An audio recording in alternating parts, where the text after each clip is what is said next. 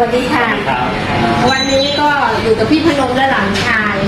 มาจากบ้านสะเดาตะวันตกตำบลสะเดาตะวันตกอำเภอขุขันธ์จังหวัดศรีสะเกษมาไกลนะพี่พนม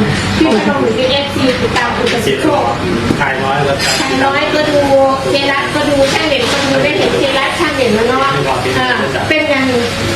งมาดูอู่วันนี้มั่นใจไหมค่ะพี่พนมมาเอาชุดขยายปากเพราะว่าจะไปขยายเองเพราะว่าโทรถามแล้วไม่มีคิวก็เลยบอกพี่เขาหนักขยายเองคือก็มาเอาชุดขยายปากเรามีชุดขยายปากขายเนาะลูกค้าอยากได้ตัวไหนยังไงก็คือบอกเราได้เราจัดให้หมดเพราะว่าเรามีคิวพี่พนมเดินทางมาตั้งแต่ประมาณปีสามมากับหลานชายลูกหล่อมากมาก็พากันมาเรื่อยๆเนาะถามว่ากินข้าวไปยังแม่กินข้าวทานแล้วก็เลยให้เครื่องดื่มกลับเสร็จนี่ก็จะกลับเลยเนาะเป็นหนึ่งกลับก็ขอขอบคุณที่พนมมากเลยค่ะ